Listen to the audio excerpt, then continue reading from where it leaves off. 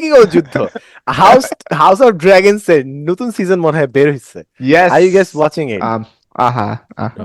আমি থার্সডে দেখবো, Thursday night, Friday night, Saturday night আচ্ছা সব তাহলে আমি আর দেখবো কিছু একদম না রাতে। বলি, ঠিক আছে, আমি দেখছি অলরেডি, সো ও দেখছিস? আচ্ছা। হ্যাঁ আমার কত দেখা গুড। শেষ। আমি আমি দেখিনি। হাউস অফ দ্য ড্রাগন, তারপরে যে সেভেন কিং, কি জানি night of the seven kingdoms, এগুলো নাইট অফ সব দ্য আমি সেভেন একদম কিংডমস। যখনই আসে তখনই আমি দেখা ফেলি। এবং এখন যেহেতু জেমিনাই আসছে, আমি মোবাইল হাতে নিয়ে বসি, যখন কোনো জিনিস আমি কনটেক্সট দরকার হয় তখন আমি দেখি এই জিনিস বইয়ে ছিল কিনা, এটি যে কোন জিনিস বইয়ে ছিল কিন্তু মুভিতে নাই, সরি সিরিজে নাই, আবার সিরিজে আছে কিন্তু বইয়ে নাই, এরকম এরকম জিনিসগুলো অ্যানালাইজ করি।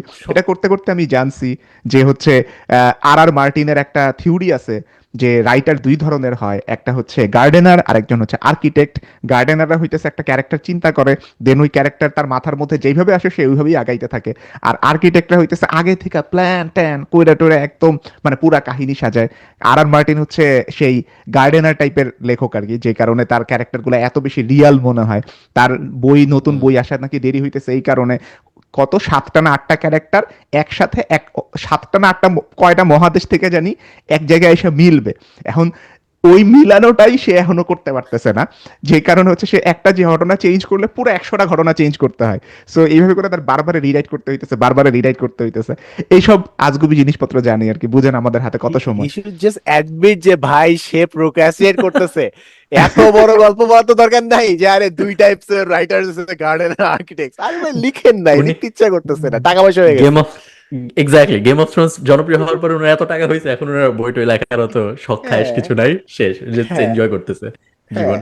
বলা দরকার আমরা গার্ডেন আর আর্কিটেক্ট বানাই ফেলছে। আমি ওই যে সিরিজ দেখতে দেখতে যখন কোশ্চেন করতেছি, আমি দেখছি যে হচ্ছে গেম অফ থ্রোনসে আপনার হচ্ছে আরিয়া স্টার্ক আর হচ্ছে টাইউইন ল্যানিস্টার, যে হচ্ছে যে টিরিয়ন ল্যানিস্টারের বাপ, ওদের মধ্যে একটা কনভারসেশন আছে যে পুরা জিনিসটা ব্রিলিয়েন্ট বইয়ে ছিল কনভারসেশন না। ছিল এটা, হ্যাঁ ব্রিলিয়েন্ট কনভারসেশন ছিল এটা ভাই, ও যুদ্ধের মাঝখানে। টাইউইন ল্যানিস্টারের সাথে দুইটা কনভারসেশন খুবই আন্ডাররেটেড। একটা হচ্ছে তার হ্যারেন হলে ছেলের মোস্ট সাথে, লাইকলি এটা। হ্যাঁ হ্যারেন হলে, ভাই তোর হ্যারেন মনে হলে, আছে এটা? ইয়েস, সেই ইয়েস।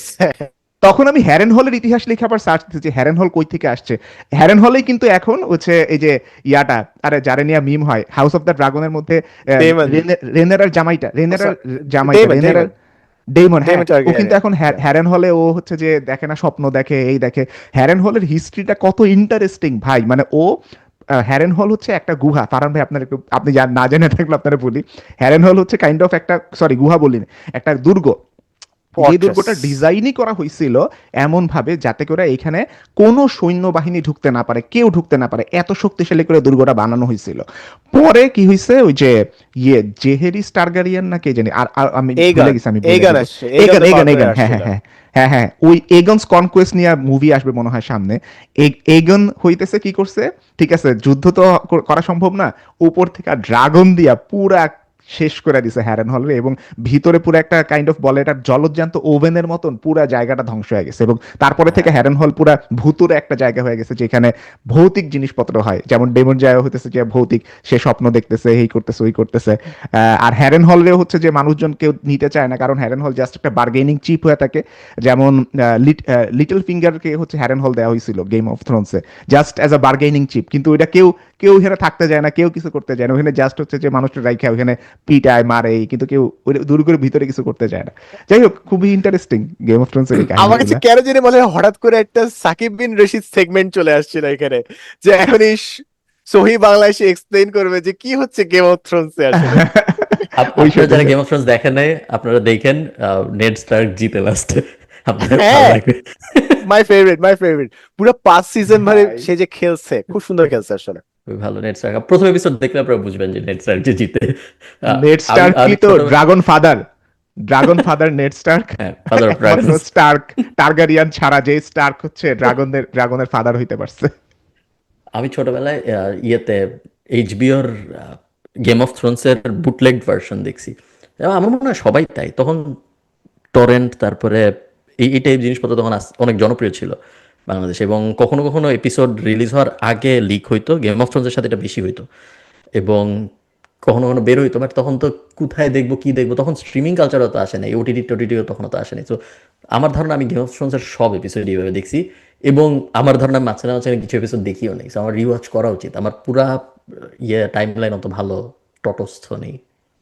ভাই আমি গেম অফ থ্রোনস প্রথমে একবার দেখছি, দেন রিওয়াচ যখন করছি তখন আমি ওই যেরকম বললাম যে অ্যানালাইসিস করে করে দেখছি, তখন হুম। আমার এত ভাল লাগছে, মানে ওদের স্টোরি রাইটিংটা স্পেশালি প্রথম 4 সিজনে ওরা যা করছে ভাই, মানে এটা হাউস অফ দ্য ড্রাগনও ম্যাচ করতে পারবে না আই গেস, ইভেন সেভেন কিংডমসও ম্যাচ করতে পারবে না, বাট মানে অসাধারণ স্টোরি রাইটিং ছিল ওই সময়গুলোতে, জাস্ট পিওর কনভারসেশন, কোনো ড্রাগন টাগনের ইয়া নাই, জাস্ট পিওর হ্যাঁ কনভারসেশনের মাধ্যমে পুরো সিরিজ গেছে। হাউস অফ দ্য ড্রাগন তো জাস্ট ড্রাগন মারামারি করতেছে, এগুলা দেখেই অনেক হ্যাঁ বড় কিছু মনে হইতেছে, বাট হ্যাঁ ওই সময় ভাই অসাধারণ ডায়লগ এন্ড স্টোরি রাইটিং এগুলা। God, the writing was so strong back then.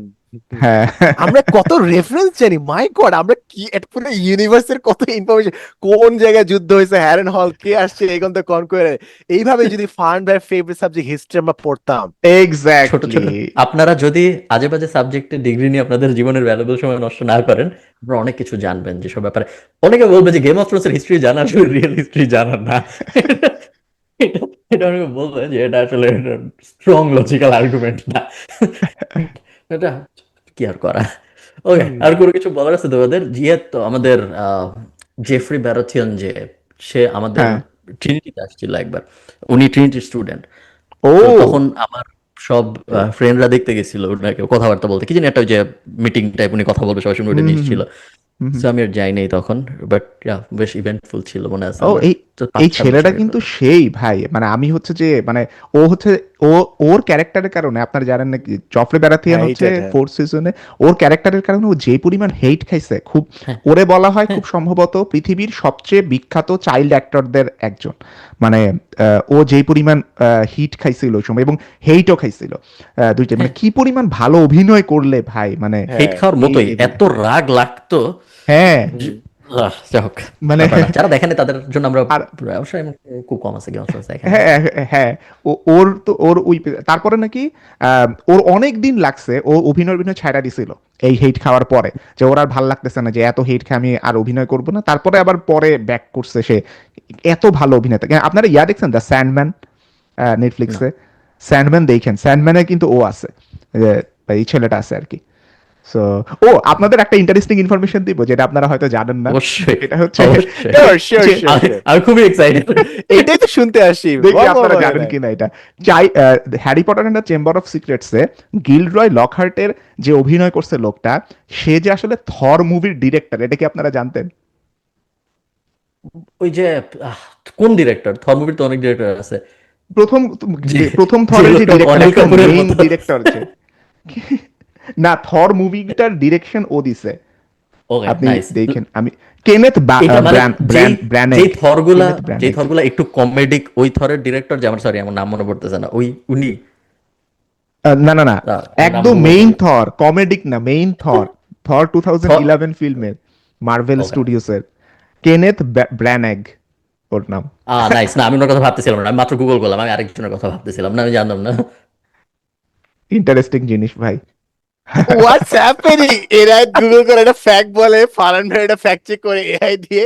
আপনারা জানেন আপনার এআই স্টপ পডকাস্ট দেখেন, এটা দেখা লাগবে না আপনাদের, আমরা যে কি ডেলিভার করতেছি আজকে, we should apologize to the entire audience, কি হইলো আজকে। আমরা আমরা অত্যন্ত দুঃখিত, আপনারা যারা টু সেন্স না দেখে আমাদেরকে দেখতে আসছিলেন আমাদেরকে আজকে, দেখতে আসছিলেন।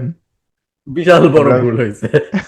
হ্যাঁ না ভাই, আমরা যদি ভ্যালু প্রোভাইড করতে থাকি তাইলে আর পডকাস্ট করে কোনো মজাই হবে না, তাহলে হ্যাঁ, তো কোনো আমরা দরকার একটু, নেই, হ্যাঁ আমরা 4 সেন্টস পডকাস্ট নামে একটা হ্যাঁ ট্রাইনোমিয়াল পডকাস্ট, অবশ্যই 3 সেন্টস পডকাস্ট হয়ে যাবে। হ্যাঁ।